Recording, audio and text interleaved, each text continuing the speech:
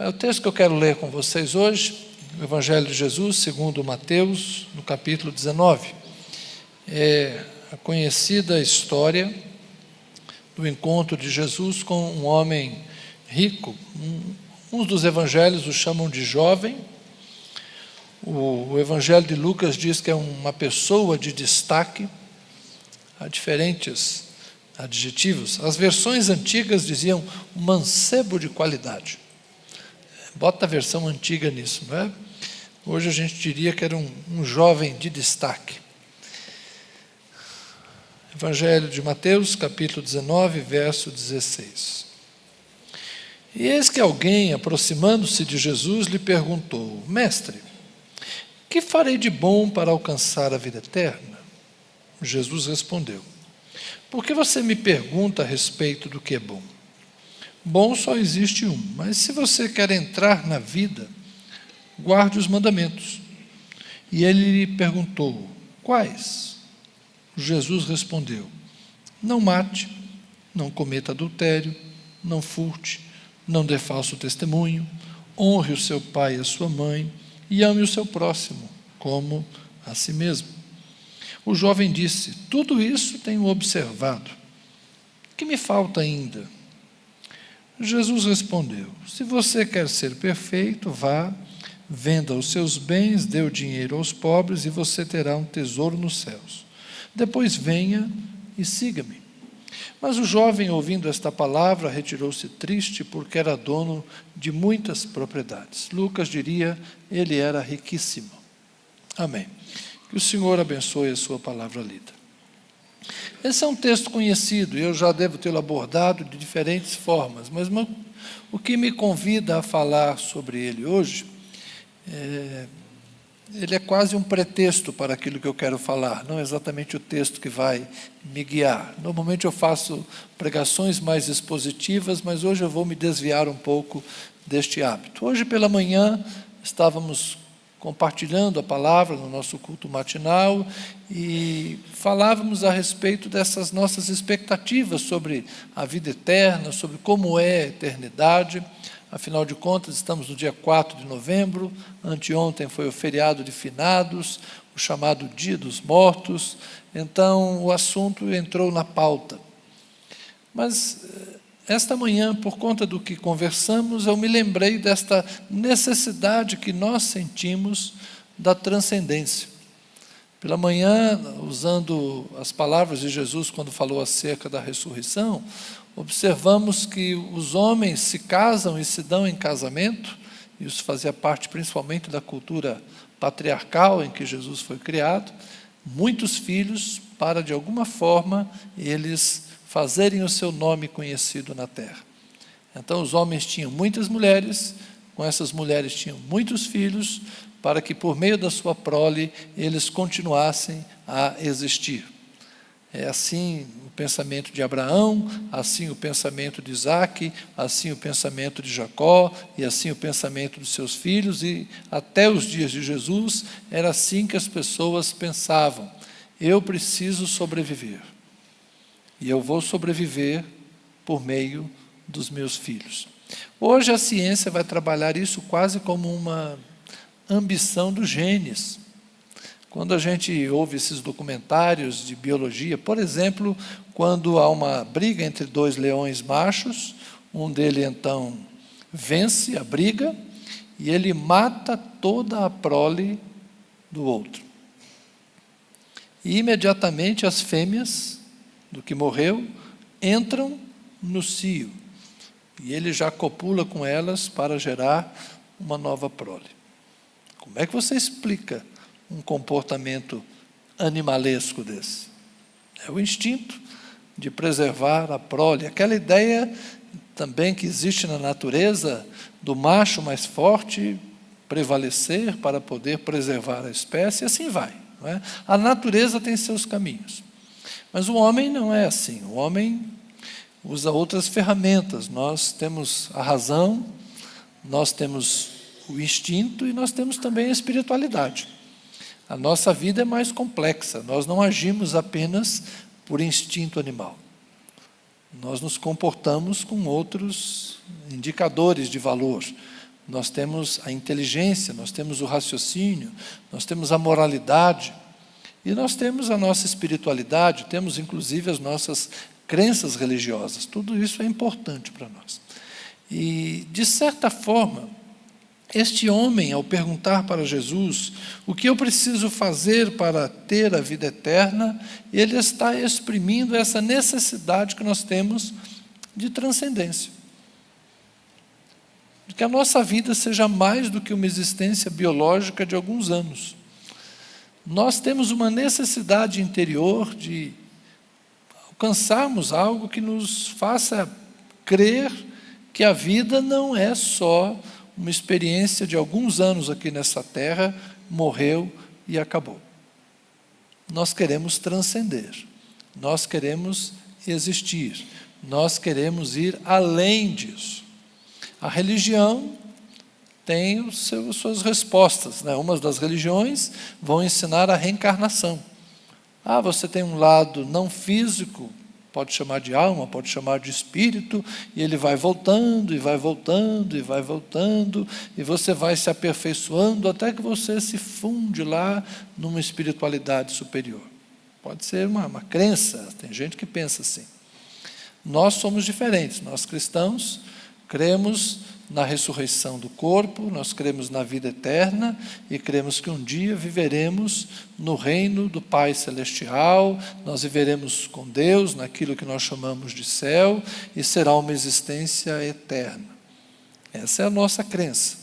Existe uma vida depois da morte e essa vida está guardada para nós em Jesus Cristo. Tal qual Ele é, assim nós também seremos. Onde Ele está hoje, com Ele nós também estaremos. A nossa crença é essa, que nós não temos apenas uma vida aqui, mas nós já estamos de posse da vida eterna e finda esta vida aqui, nós já estamos automaticamente, imediatamente, envolvidos, permeados pela eternidade. Então, nós já estamos vivendo a vida eterna, porque o Espírito Santo já habita em nós, e com a morte desse corpo, a gente se despe do que é mortal e se reveste daquilo que é imortal.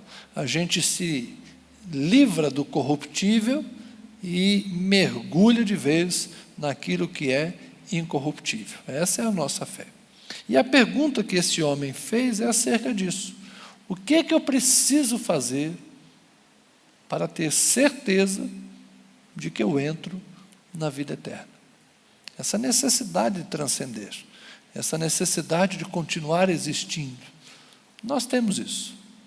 É por isso que você está aqui.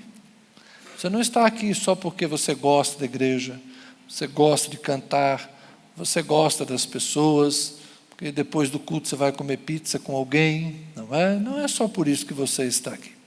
Porque você precisa ter uma religião, afinal de contas, você tem filhos pequenos e é bom que as crianças tenham uma religião. Eu tenho certeza que não é essa apenas a sua motivação. Vir à igreja para trazer seus filhos adolescentes para que, de alguma forma, eles vivam num ambiente melhor do que o ambiente lá de fora. Não. Você tem uma necessidade sua. Você tem uma necessidade interior. No fundo, lá no seu coração, você sabe que há uma necessidade sua, pessoal, de ter certeza de que a vida continua depois da morte. Nós somos cristãos porque temos em Jesus uma esperança. Já que Ele ressuscitou, essa é a nossa crença, nós cremos que Ele é a ressurreição e a vida. E quem nele crê, ainda que morra, viverá. Amém? É assim que você crê? Então você está no lugar certo. Por isso nós somos chamados de crentes, porque essa é a nossa fé. Mas eu queria pensar um pouco mais. Essa não é a nossa única necessidade. Eu me lembro da minha juventude, quando a gente explicava e convidava as pessoas para aceitarem Jesus, apenas com essa resposta. Como se essa fosse a única necessidade que a gente tem da vida. Até um tempo atrás, parece que tudo que nós precisávamos era aceitar Jesus como nosso Senhor e Salvador. E eu me lembro dos apelos que nós fazíamos. Jesus Cristo vai mudar a sua vida.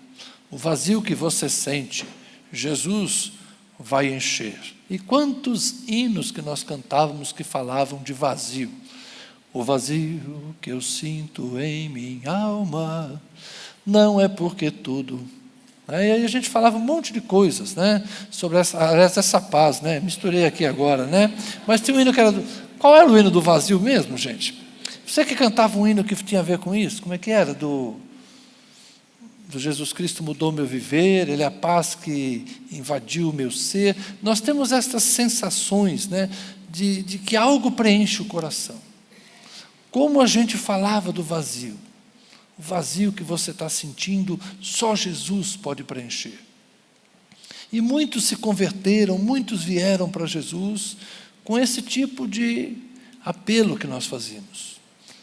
E alguns usavam drogas, uns eram da geração rock and roll, outros estavam seguindo aí o caminho das ideologias, eram apaixonados pelas ideologias que regiam o mundo. Então nós tínhamos nos anos 80, nos anos 90, muito fervor também por ideologia. E estas coisas todas eram faladas e as pessoas vinham para as igrejas. E eu sei que hoje tem uma coisa estranha no ar. Hoje muitos de vocês estão preocupados, porque os crentes de hoje não são mais como os crentes de antes. Porque nós não temos mais o mesmo fervor, porque nós não temos mais o mesmo comprometimento. A nossa denominação está fazendo uma campanha de jejum e oração, cujo tema é renovação e compromisso. Por que escolheram esse tema? Porque o que estão sentindo, na verdade, é que as pessoas estão descompromissadas.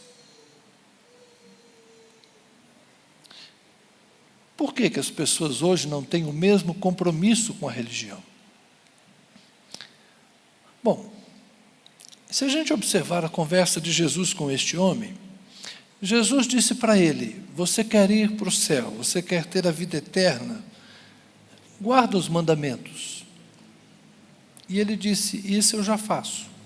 Que mandamentos? Não mate, não cometa adultério, não furte, não dê falso testemunho, honra seu pai e sua mãe, ame o seu próximo como a si mesmo. Esses mandamentos têm a ver com a vida relacional. Não sei se vocês já perceberam, mas essa é uma outra necessidade dos seres humanos. Além da transcendência, nós temos uma sede e uma fome de relacionamentos. Nós precisamos andar com as pessoas. Nós precisamos conviver com pessoas. Nós precisamos de família, nós precisamos de amigos. Senão a gente se sente solitário, deprimido, abandonado. Alguns até vivem bem sendo solteiros. Não estou dizendo que todos precisam se casar, mas todos precisam ter pessoas com quem conviver.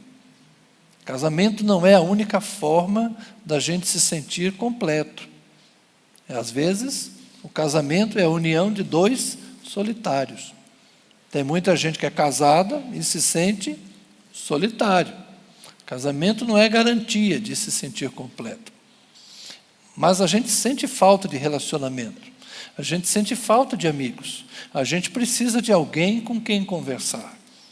E as práticas deste homem têm a ver com isso. Alguém que não mata, que não comete adultério, não furta, não dá falso testemunho, honra pai e mãe, honra o próximo como a si mesmo, é o tipo de pessoa com quem é legal a gente conviver. Então esse homem, esse jovem de qualidade, provavelmente tinha uma vida relacional bem-sucedida. Ele também conseguiu prosperidade financeira. Então ele tinha coisas muito positivas na sua vida. E se ele era próspero financeiramente, naquele ambiente judaico, é sinal que ele era alguém abençoado. Então, religiosamente falando, ele era uma pessoa bem-sucedida. Observava os mandamentos, mostrava temor a Deus, tinha bons relacionamentos. ele era bem aceito na sociedade. Lucas vai usar esse adjetivo, ele era uma pessoa de destaque.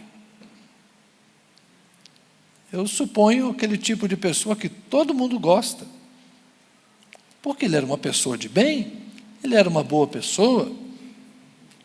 E isso era suficiente para a sua vida? Possivelmente, em muitos aspectos da vida, ele estivesse feliz. Mas ele não estava seguro quanto à sua transcendência. E muitas vezes, a gente oferece Jesus, que vai te levar para o céu, que vai te garantir a vida eterna. Se você morrer agora, você vai para o céu. Então a gente oferece a transcendência da religião. Mas a pessoa não precisa só disso para ser feliz. Os outros aspectos também são verdadeiros.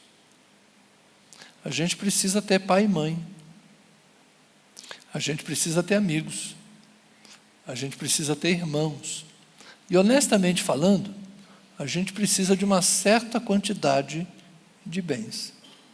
Não vou dizer que todo mundo tem que ser rico, mas é muito complicado ser miserável. É muito complicado não ter nada. Então, quando a gente oferece essa religião transcendente, do Jesus que leva para o céu, e que enche o vazio que você tem no coração, no passado a gente dizia isso com a convicção de que todos os outros problemas seriam resolvidos, porque afinal de contas, o maior de todos os problemas é a morte eterna. Se eu te ofereço a vida eterna, bom, o melhor você já tem. E o resto? O resto você se conforma. Mas os anos passaram, irmãos. E hoje nós não queremos apenas o céu. Nós queremos ter uma vida parecida com a desse homem aqui. Nós queremos ter uma vida onde a gente sabe o que é bom. A gente teme a Deus, a gente vive bem com as pessoas, a gente conquista o nosso espaço na sociedade, a gente tem uma certa realização. E nós temos que admitir que a promessa do céu não tem sido suficiente para que as pessoas se sintam felizes na terra. Nós temos que admitir que a certeza da vida eterna não tem sido suficiente para que as pessoas queiram ir aos templos, porque elas não estão mais apenas atrás da vida eterna.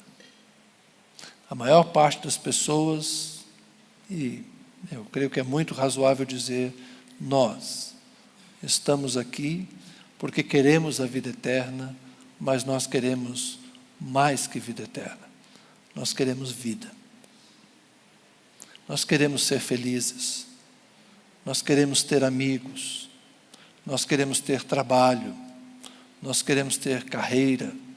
Nós queremos ter realização pessoal. Nós queremos ter lazer. Nós queremos nos divertir. Nós queremos descansar. Nós queremos nos distrair. Mas nós também queremos estudar, nós também queremos crescer, nós queremos aprender coisas novas. Ou seja, os seres humanos hoje têm muito mais necessidade do que nós tínhamos antes.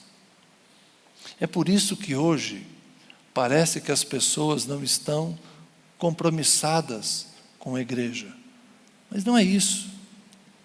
O compromisso com a igreja permanece. Só que hoje ela não é o nosso único compromisso. Quando eu era jovem, nós recebíamos uma escala de valores. Primeiro, Deus. Depois, família. Depois, igreja. Depois, trabalho. Como se fosse possível estabelecer prioridades. Muitos de vocês aqui ouviram isso no passado. E na teoria é até fácil dizer isso. Mas a nossa vida não parece mais ser uma pirâmide. onde você coloca algo no topo. A nossa vida hoje parece mais um disco de Newton, não é? Um disco com 7 cores. E quando você roda aquele disco numa alta velocidade, sabe quando vocês já viram isso? Tem lá as 7 cores, mas se você girar rapidamente o disco de Newton, ele fica branco. As cores desaparecem, vira branco. A soma de todas as cores dá branco. Para quem pensa que branco é cor, branco não é cor. Branco é a soma de todas as cores. Assim como preto não é cor, é a ausência de qualquer cor, não é? Isso é física, mas vamos lá. A vida, então, não é mais uma pirâmide, mas a vida parece ser um disco compartimentado. E nós queremos que esse disco gire para que em cada momento eu dê atenção a cada coisa. Então eu tenho o domingo para ir na igreja, mas eu tenho a segunda, a quinta para trabalhar, e eu tenho o sábado para descansar. Teve um tempo que a vida era assim. Mas agora a vida não é assim. Tem gente que trabalha no sábado, tem gente que trabalha no domingo. Eu tenho a tal hora do dia para fazer as minhas obrigações do lar, tal hora do dia para cuidar do meu trabalho, tal hora do dia eu separo para o meu momento com Deus. Como era bom aquela época em que a gente podia dividir as horas do dia de uma forma organizada. Mas como é que é o nosso dia hoje? É uma coisa absurda, mas nem os aposentados têm tempo. Eu não sei que mundo é esse que a gente está vivendo, mas os aposentados, às vezes, não conseguem ter controle sobre o seu tempo. Os aposentados me dizem: pastor, meu dia está tão cheio, eu tenho tanta coisa para fazer. Nem os aposentados descansam. E eles estão aqui para dizer: é isso aí. Porque a vida se tornou muito agitada. Parece que nós temos muitos alvos, muitos objetivos, muitas conquistas. Nós temos que ter sucesso afetivo, temos que ter sucesso profissional, temos que ter sucesso financeiro, temos que ter saúde, temos que ter um corpo da hora que todo mundo fala, está jóia. Temos que ter uma espiritualidade saudável, temos que ter uma religiosidade que os outros digam: é isso aí, você é um bom crente. Temos que ser cidadãos responsáveis e respeitáveis e cumprir os nossos deveres. E aí nós nos sentimos sempre cansados, porque nós estamos o tempo todo nos cobrando e sendo cobrados. Então, aquela necessidade de transcendência, eu creio que nós resolvemos. Nós aqui sabemos que temos a vida eterna. Os nossos problemas não estão em relação a Deus, não estão em relação ao céu. Nós sabemos que isso para nós está resolvido. Nós temos certeza da nossa salvação. A questão são as incertezas da nossa vida cotidiana. São os relacionamentos fragilizados.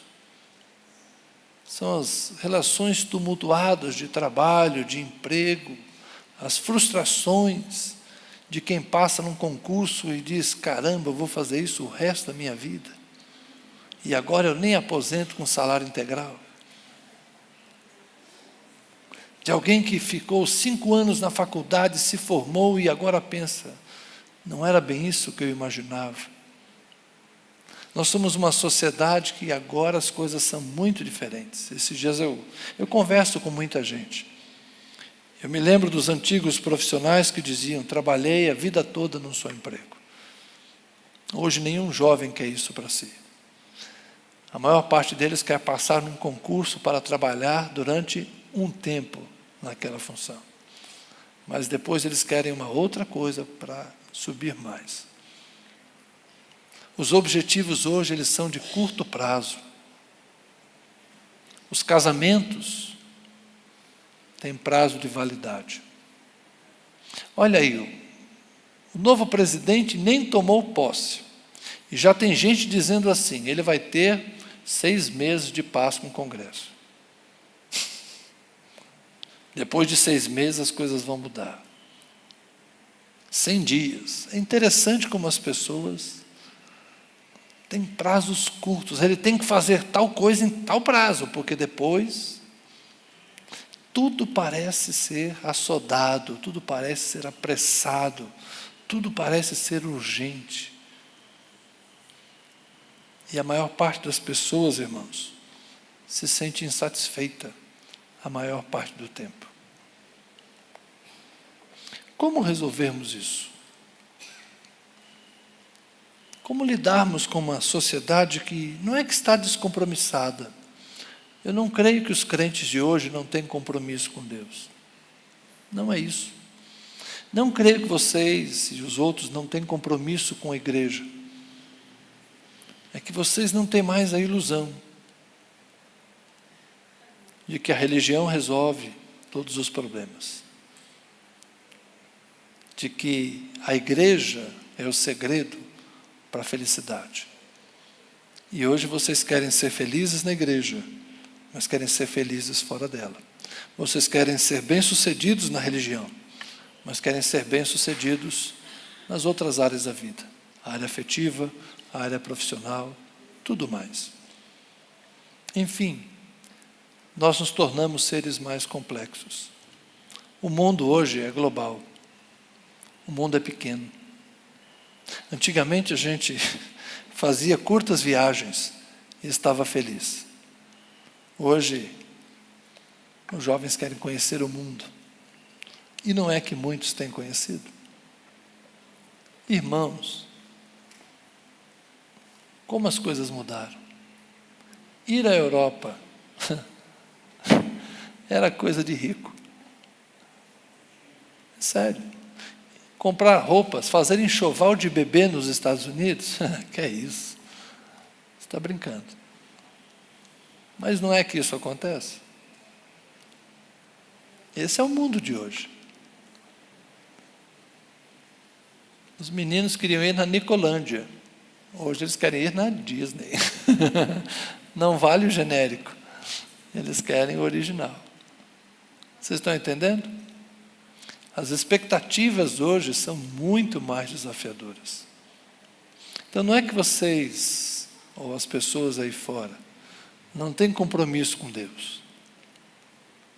É que nós nos envolvemos em tantos projetos, em tantas obsessões, em tantas coisas, e passamos tanto tempo correndo atrás de tanta coisa, que a gente não tem energia para tudo isso.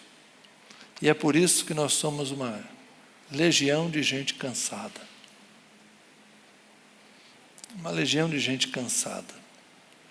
E uma legião de gente insatisfeita. Um mundo cheio de pessoas com fome e sede. Fome de amor, fome de atenção, às vezes até mesmo fome de pão.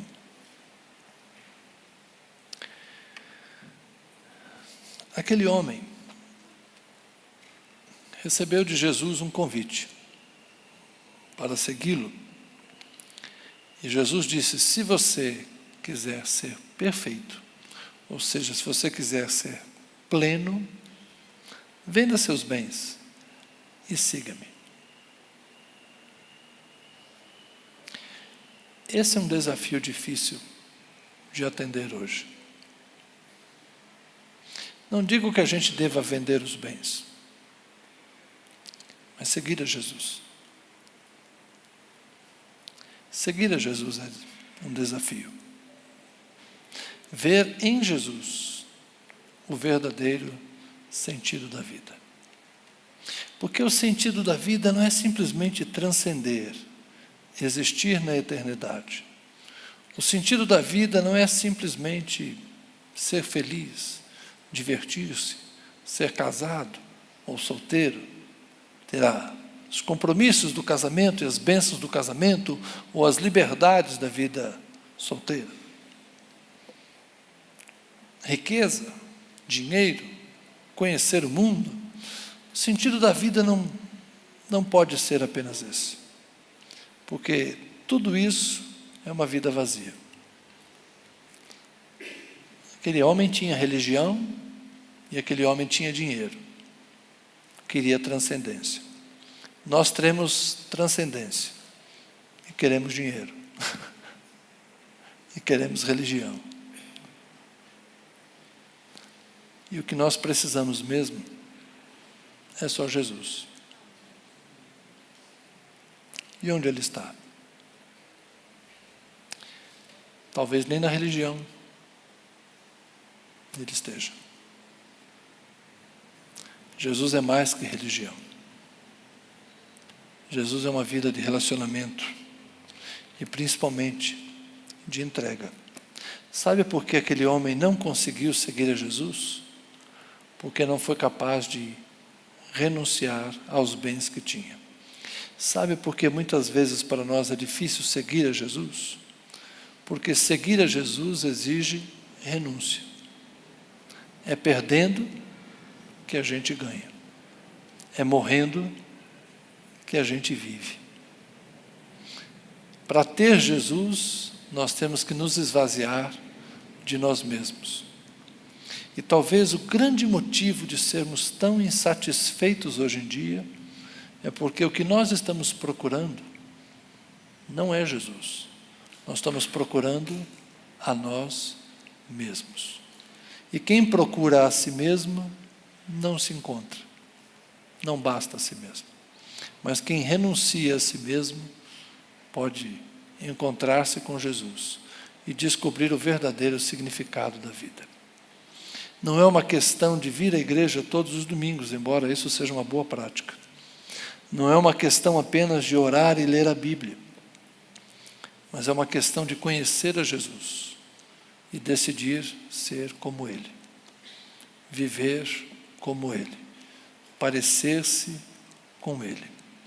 Isso tem a ver com esvaziar-se de si e encher-se dele, que é mais difícil do que parece. Não é ser religioso. Aquele homem observava os mandamentos, todos eles, mas não era pleno. Nós temos que ir além da religião. Nós temos que ir fundo nesse desejo de nos enchermos apenas de Jesus. Eu sei que é difícil o que eu estou tentando dizer aqui a vocês, porque nós somos uma comunidade de religiosos, mas nós temos que ir além. Nós temos que chegar no centro da fé cristã, que não é a Igreja Batista, mas é a pessoa de Jesus. Só quando você, ao invés de ver a igreja, conseguir ver Jesus, você terá entendido o que é o cristianismo. Quando você, ao invés de ver as suas necessidades, você conseguir ver a pessoa de Jesus, aí você terá entendido o que é ser cristão. Eu não consigo ir além disso hoje. Só quero que você pense. Eu confesso que tenho pensado muito na minha relação com Deus, na minha relação com vocês, na nossa relação como igreja, com isso que se chama Reino de Deus. Nós estamos vendo dias muito estranhos da igreja evangélica brasileira. E eu temo que venha um triunfalismo aí pela frente, que vai tornar muito mais desafiador os próximos dias. Mas que Deus nos encontre humildes e submissos a Ele. Vamos orar.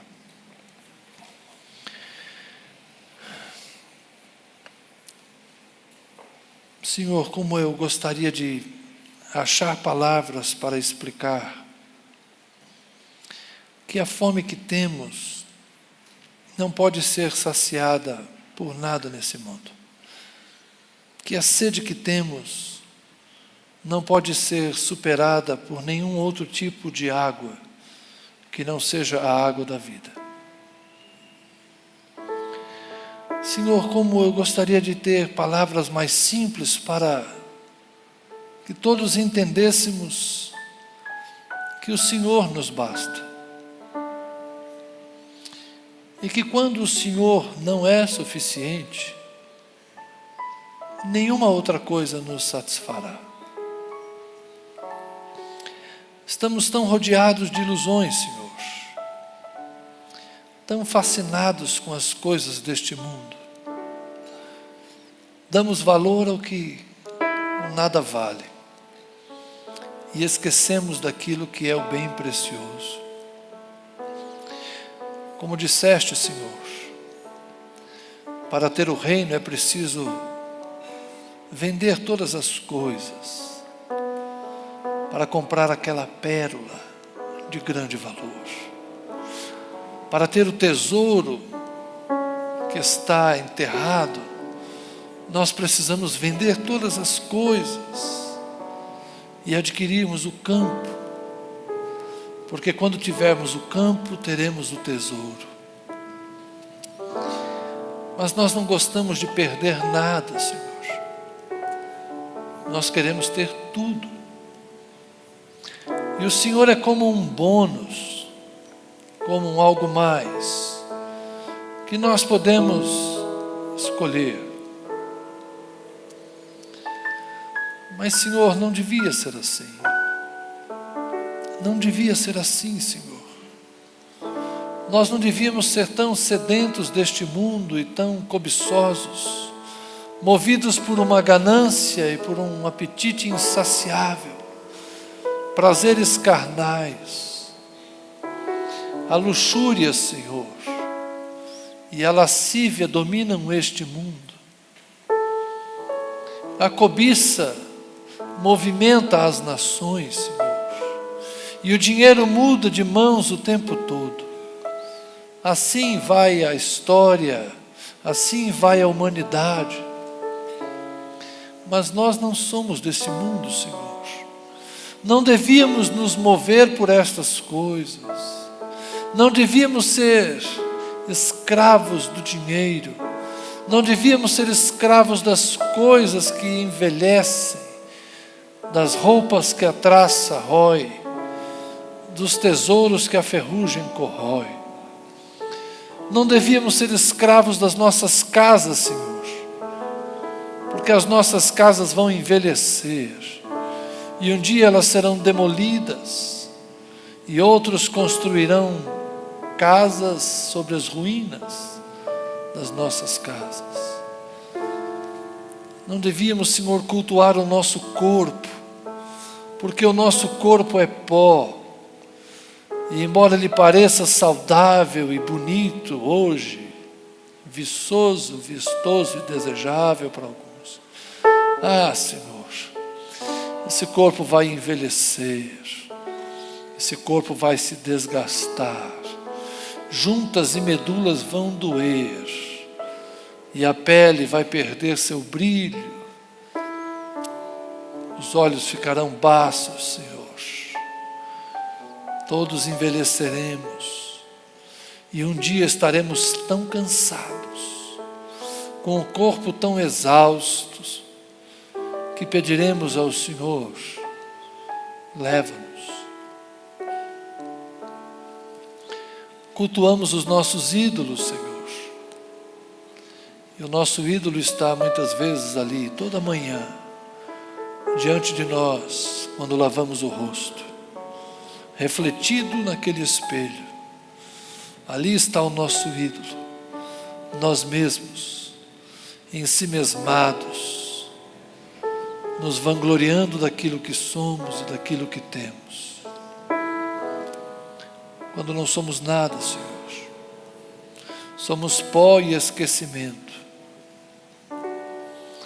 A vida é tão passageira, Senhor, mas nos agarramos a ela como se ela fosse a verdadeira vida.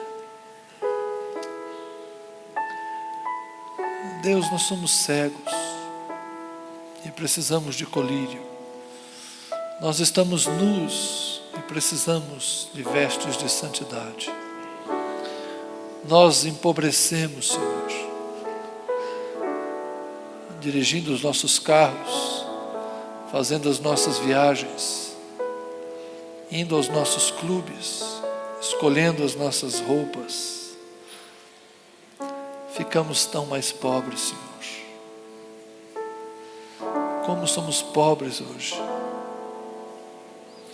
Temos os nossos títulos e ficamos mais ignorantes. crescemos para baixo, Senhor. Perdemos, caímos. Ajuda-nos a lembrar de onde caímos, para que nos levantemos, Senhor, e nos voltemos para uma vida mais simples, onde ter Jesus é melhor do que ter títulos, ter Jesus é melhor que ter dinheiro, ter Jesus é melhor do que ter casa, ter Jesus é melhor do que ter família, ter Jesus é melhor que ter amigos, ter Jesus é melhor que ter saúde. Ter Jesus é o que importa. E se não tivermos Jesus, perderemos a vida. De que vale um homem ganhar o mundo inteiro e perder sua alma?